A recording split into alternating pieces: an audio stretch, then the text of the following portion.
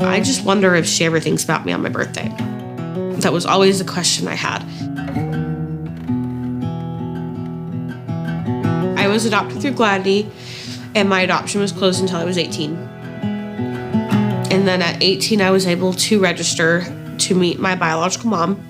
But as the years passed, my biological mom did not register. I would go through waves. Let me get on Facebook and see if I can track her down. You know, I knew I was born in this tiny little town called Tishomingo, Oklahoma. So I'm thinking, how big could that be? I reached out to, the Tishomingo newspaper and, when they used to announce births and things like that. But nothing ever came of it. One day I just decided, you know what? I kind of want to know what I am. Sent off my little DNA test or whatever it was. And then a lady had messaged me and told me about this Facebook page. People will actually take all of your matches and history that you've popped up, and they'll research and help you find your biological parents. I found Pam's Facebook. I sent her a message. So the original message I sent Pam says, "Hi Pam, my name is Jennifer and I was born on April 11th, 1993, and I am your daughter." And truthfully, I don't know how to start off this message, but if you read nothing else of it, I need you to know how thankful I am to you. I could never repay you for the life you gave me. I was told that you were able to choose my parents. My mom and dad are my best friends. I cannot express how much they have done for me, how much they love me, and how much I love them. I have thought about the day I would get to tell you thank you for a very long time. If I never get to know you, I would understand. Maybe I don't have the right to ask, but I had to try. I feel nothing but absolute gratitude towards you and hope that your last 25 years have been all that you could hope for. I really do look forward to at least getting to talk to you once. Please let me know if this is something you'd be willing to do.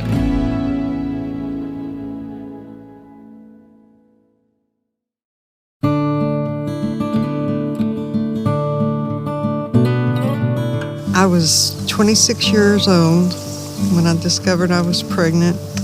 I already had a son. I was working minimum wage. No one knew I was pregnant. I had looked at a couple of adoption places. I went to my first doctor's appointment. I broke down in his office. When I finished telling him what was going on, I had my hands on my knees, and he placed his hand on top of mine, and he said, "Pam, my wife and I adopted a baby from Gladney, a little girl." And he's the one that actually gave me all the information on Gladney. I arrived at the hospital about 7 o'clock that evening, and at 10:25, gave birth to a beautiful little girl.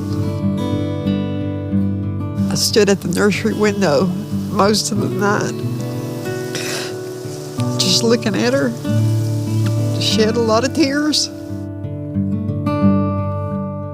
I have thought of Jennifer every day since.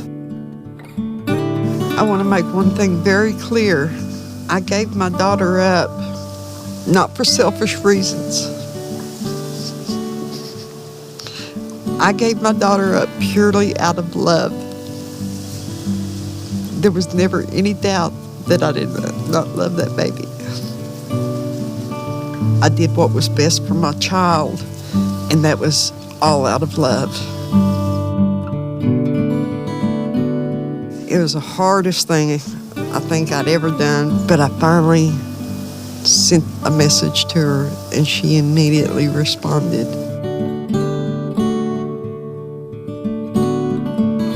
It took a few weeks to get on the phone and talk, and then that slowly started happening more frequently. So we talked 3.5 hours we talked. Exactly 1 month after I found out she was looking for me, we met. Yeah, that was a special day that we all got to meet. There was lots of tears, lots of hugging. All those lingering questions, they were all answered in that day. She was a beautiful, amazing, smart young lady. She had the life that I couldn't give her, that I wanted for her. You know, it just felt like the journey finally became complete.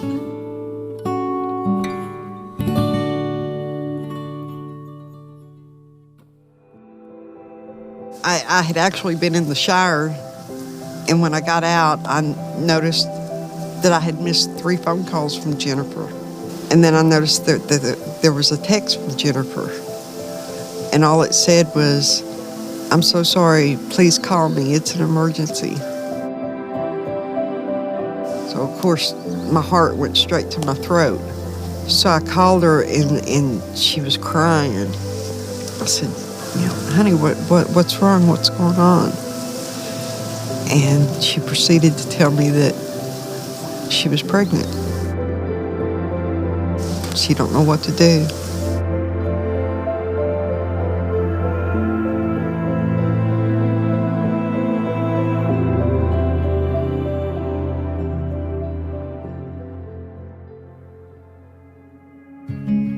We actually started trying to have a family about 7 years ago, and like a lot of couples, just didn't, happen right away like you expect it to.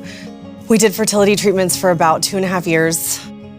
Fertility started to seem like this is an if. Like, if we get pregnant, if we have a baby, and adoption was when we have a baby and when we get to be parents. Choosing an agency wasn't hard once we got here. It was a no-brainer. And then there's just a lot of waiting. It's not a fast process. It takes a while, it takes time. You and your spouse will be tested. And eventually, you're going to get a call that's going to change your life. I mean, you have no idea when it's going to be, and it will just be a day. It will be a day like every other day. You won't have some inkling or feeling. You get a call, and it is the life-changing call. So I found out I was pregnant pretty unexpectedly. I started considering adoption pretty much immediately. In the first place I started was Gladney, because that's where I was adopted through. My biological mom was my exact age, on birth control, just went through a breakup when she found out she was pregnant with me. And it just became very clear to me in that moment that this was my chance to give a family what my family was given 27 years ago. I came across this family, and their names were Chase and Jessica. My mom could not have kids of her own, which is why they chose to adopt. And so I wanted a family that had fertility issues as well. Just everything seemed so great about them, and then I get to the bottom of it and find that she is adopted. And I just thought, wow, she's everything I am on the other side of this. She's adopted. She's gone through all the questions, all the journeys that I've gone through. It was just such a natural fit.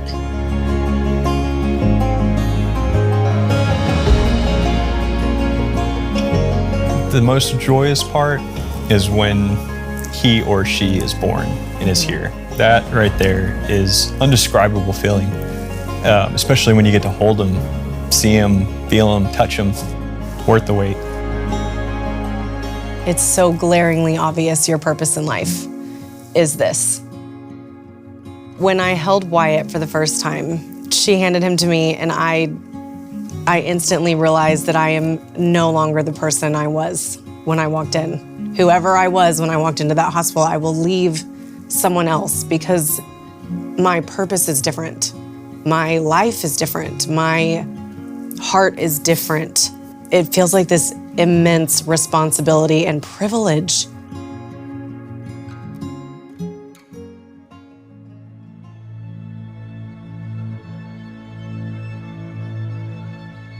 I've always known why Pam placed me for adoption. I've always known that she went through it completely alone.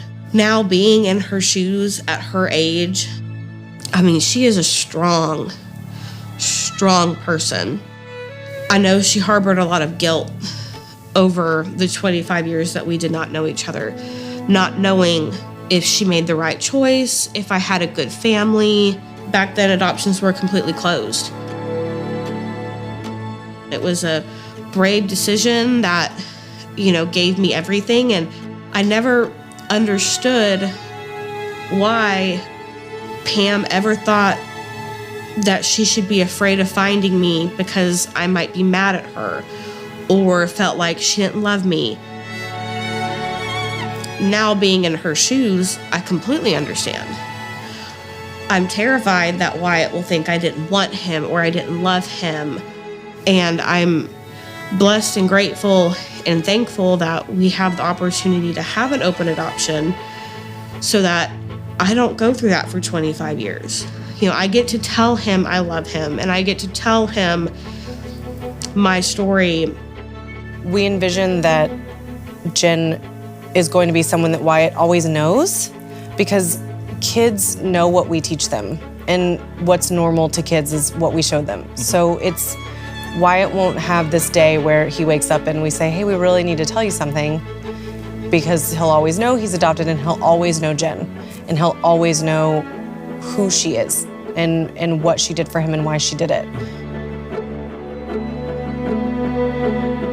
When I found Pam, I thought that was the end of my adoption story.